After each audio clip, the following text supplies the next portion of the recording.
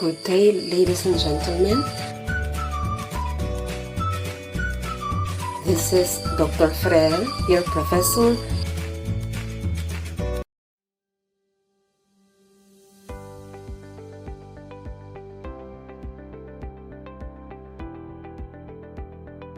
Hello class, good morning. Welcome to our course, Labor Laws and Social Legislation. Our first topic will be on labor laws. And these are the objectives of our study. The first objective is to examine the employee and employer relationship. The second is to internalize the importance of labor laws in promoting social justice. And the third is to distinguish contracting from subcontracting. But first, let's have a brief discussion of the history of labor. We have to start with the period of the Homo sapiens, where labor is primarily being conducted for 23 to 24 hours due to hunting and gathering activities of the people. Just because before, societies rely primarily or exclusively on hunting wild animals, from fishing and gathering wild fruits or berries or vegetables, to support their diet. So until such time that human began to domesticate plants and animals, that's about 10,000 years ago, where all human societies were hunter or gatherers. The next is the time of slavery. This is the condition in which one human being was owned by another. We define slave as considered by law as a property. And of course, they were being deprived of most of the rights ordinarily held by a free person. So I think class, you are also familiar with the transatlantic slave trade that which began during the 15th century when Portugal and of course subsequently other European kingdoms were finally able to expand overseas and reach Africa. So the Portuguese first began to kidnap people from the west coast of Africa and take those by and enslave them back to Europe. Then of course, during the industrialization in Europe, particularly in Great Britain, where the economy is being transformed from primarily agricultural one to one which is based on manufacturing of goods. So in this period class, individual manual labor is replaced or was replaced by mechanized mass production, and the craftsmen, as they are being called, are being replaced by assembly lines. Then class, during the First and the Second World War, where the concept of child labor was being introduced. This is where children of all ages are being involved in the war effort. Older boys and girls join the Boy Scouts and Girl Scout Guides, and they supported the air raid precautions by acting as, let's say, messengers or fire watchers. So younger children helped salvage war materials. They even raised money for munitions or needed comforts for troops. Okay? Then the concept of working hours was being introduced. This started in 1867, where workers were exhausted by 12 to 14 hours a day of work and 6 days a week. But by 1869, President Ulysses Grant issues a proclamation that guarantees an 8-hour workday without a decrease in the payments. But it only applies to government workers. Then class, by 1880s to early 1900s, there was a movement to reduce the workers' standard hours. And that's why by 1898, the United Mine Workers win an 8-hour day work hours. And by 1905, the 8-hour work day was common practice in printing industries. Then another in 1926, the Ford Motor issues a 5-day, 40-hour work week for its workers, and a newsworthy move, a founder and business titan, Henry Ford. And in 1938, due to some political pressure that continues now to mount, on June 25, the Congress now passes the Fair Labor Standard Act that limits the work week to 44 hours or 8.8 hours per day. But of course, in the Philippines class, we celebrate May 1 as our Labor Day. This is in consonance with the International Workers' Day, known as also Labor Day in most countries, or sometimes it's being referred to as May Day. This is a celebration of laborers in the working classes that is promoted by the international labor movement that occurs every year on May Day or May 1. So, Class Labor Day in the Philippines also shares much of its ethos with other Labor Day celebrations around the world. And in 1940, that's on June 26, the Congress or the U.S. Congress amends the Fair Labor Standards Act that further limits the work week to 40 hours. And a few months later, that was actually on October 24, 1940, where the law goes into effect. So today, class in the Philippines, we also adopt this 8 hours working day or a work week, which is 40 hours. Now, what is labor law? These are laws that govern the rights and obligations of employers and employees, and providing as well for the rules by which such rights and obligations may be enforced. So let's remember that an employer has the obligation to observe the law, contracts and agreements, treat employees equally regardless of their origin, of their religion, sex, age, or political views, and at the same time promote a good working environment, boost their employees' performance in their work, and contribute to their occupational development. So, class in the Philippines, the labor code is the most basic labor law which was being adopted under Presidential Decree 442 on November 1, 1974, under President Marcos. So this includes the principal rights of the employees and the employer, the responsibilities of employers, and the role to be played by the government. Under Article 3 of the Code, it declares that the state shall afford protection to labor.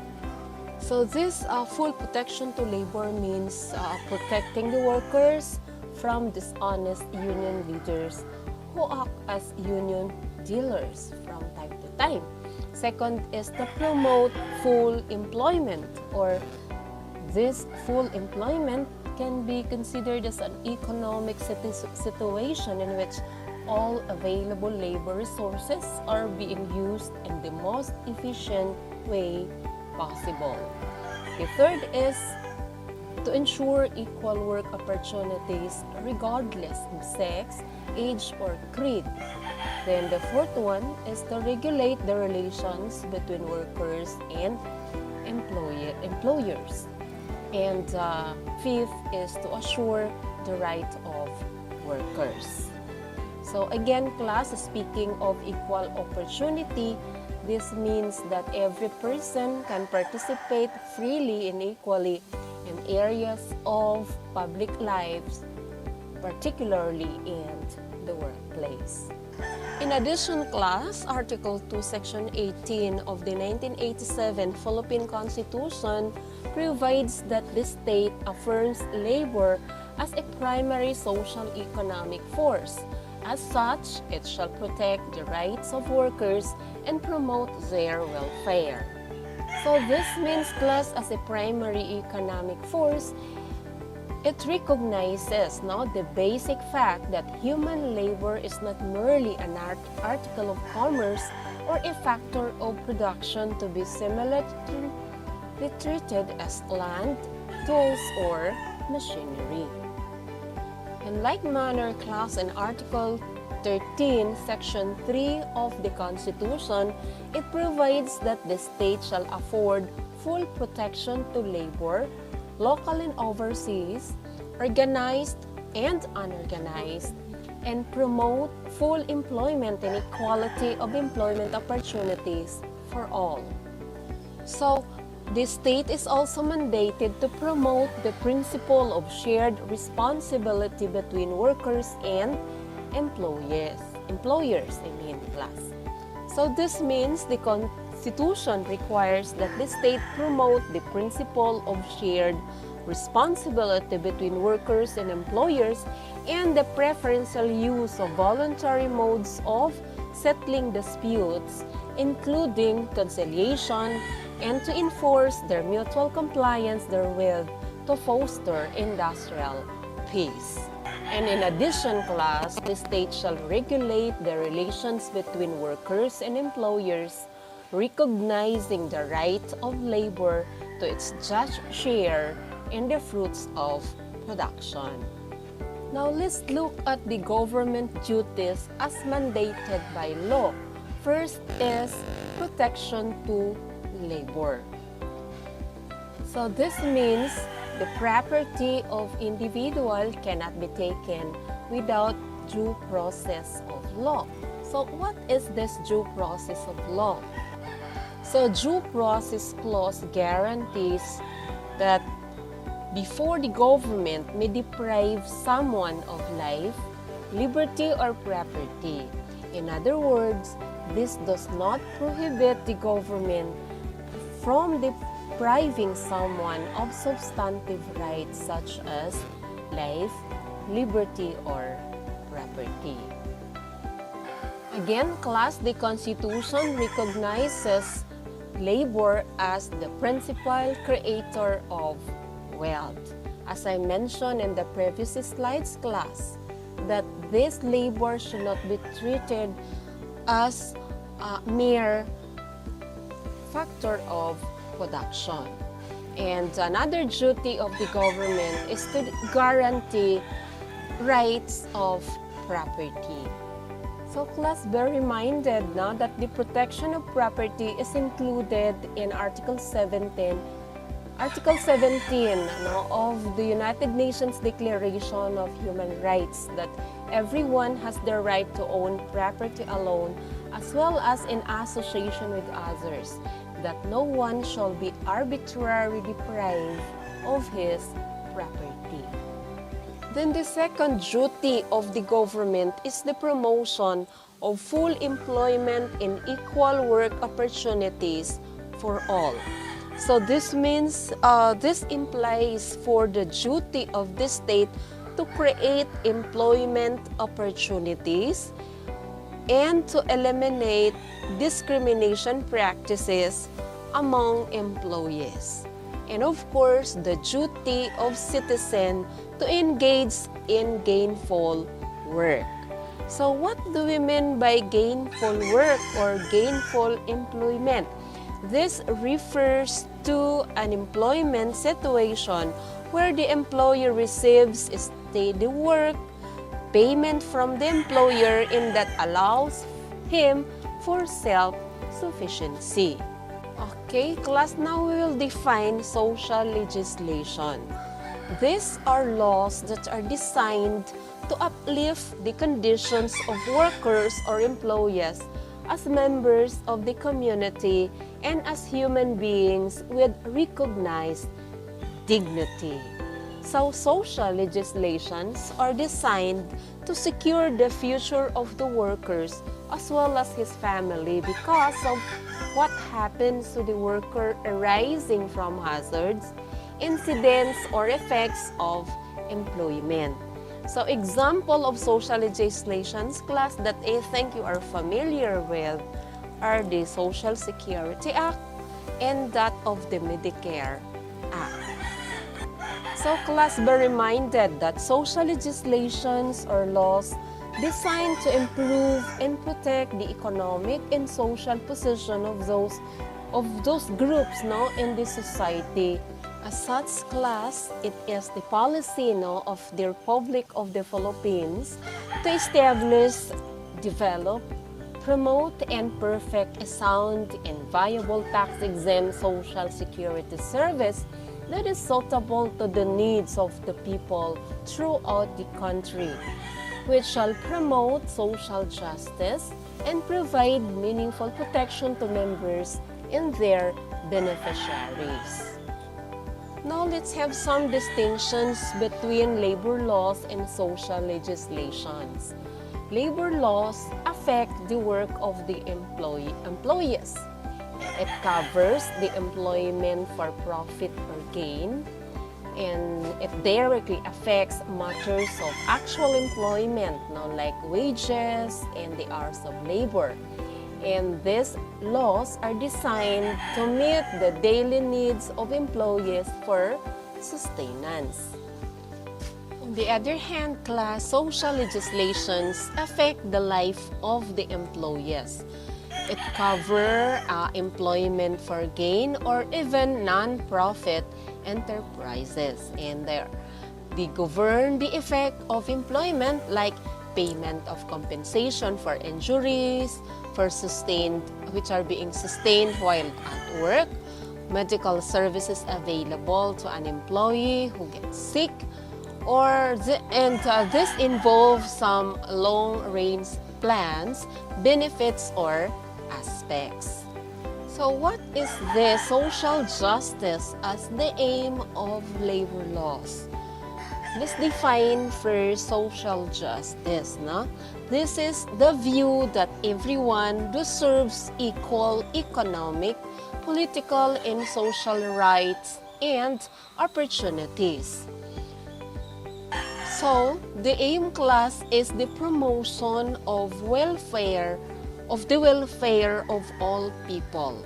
So, why do you think the laws provides more protection to labor? This is because class labor law is given for the protection of laborers. But it should not mean injustice and destruction of the rights of the employers. Now we have the employer-employee relationship.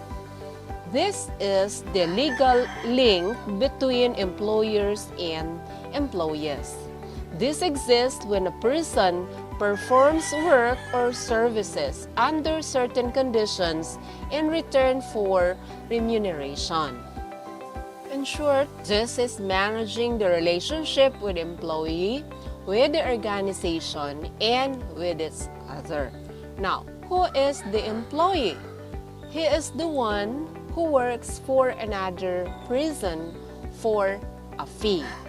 So, once the relationship of employer and employee is being established, the employee acquires a property right over his work or job. So, what is this property right of an employee?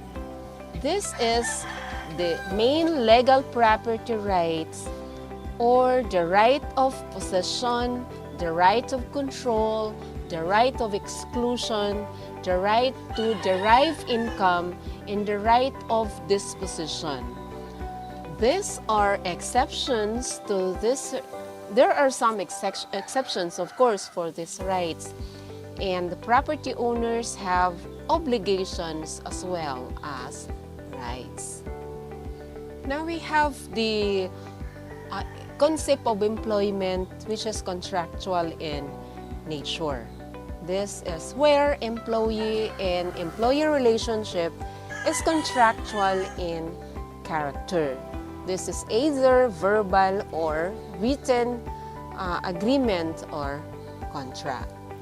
So, class, this may mean also a fixed term employee or contractual employee where or whose employment is fixed for a certain period of time. So when the contract expires and is not renewed by his or her employer, the employment of the contractual employee is deemed to have automatically terminated. In a case between Efren Pagyo versus the National Labor Relations Commission in 2003, it was ruled by the court that the respondent company cannot seek refuge under the terms of the agreement. It has entered with the petitioner. So class, you can even review the ruling of this case as to the issue whether or not the petitioner is a regular employee or not in the company. Now, you might ask class, what are the tests of employment? So how can we determine whether the person is employed or not in a certain organization? Of course, one test is the selection and engagement of the employee. He has to be selected and engaged at work. Second is the payment of wages. No? If he receives such a wage, then that's another test that he is employed. And the third is the power of dismissal, and the fourth is the power of control. So what is this control test? This is the employer's power to control employee as to the result of the work to be done.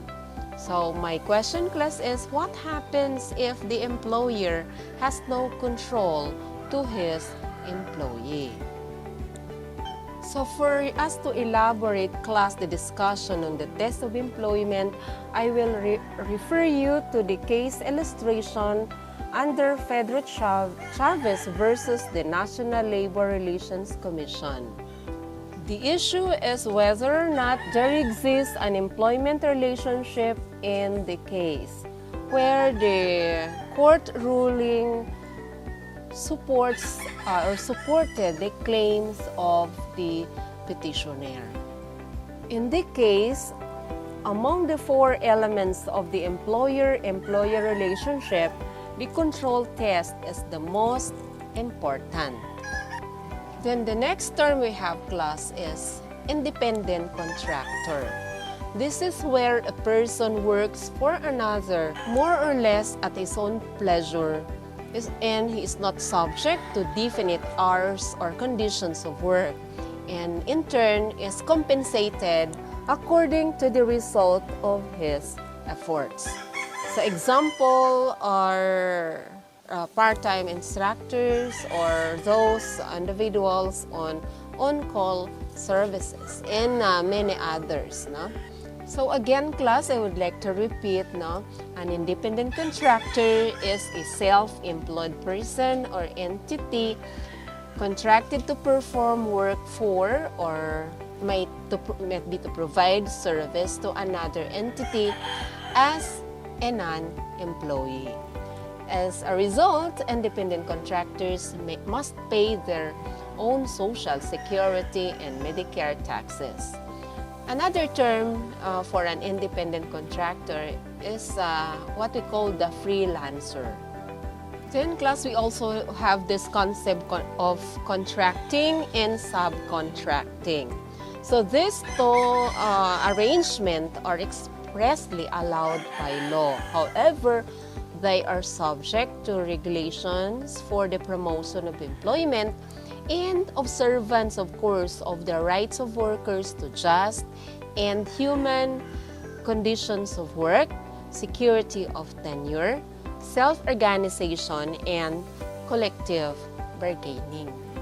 So this contracting or subcontracting are arrangement whereby a principal agrees to farm out to a contractor the performance or the completion of a specific job or work within a definite or predetermined period, regardless of whether such job or work is to be performed or completed within or outside the premises of the principal.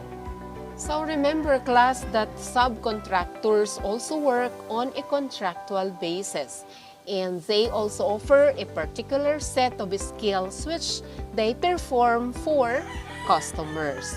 So the key point about subcontractors is that they form agreements with the contractor and not with the customer. So I also included here, class, the definition of a principal, of a contractor, or a contractor's employee. So when we speak of principal, this refers to any employer, whether a person or an entity who or which put out or farm out a job or service or work to a contractor. Now, who is a contractor? This refers to any person or entity who engage in a legitimate contracting and subcontracting arrangement, providing either services to a principal under a service agreement. While contractor's employee includes one employed by a contractor to perform a complete job, a work, or service.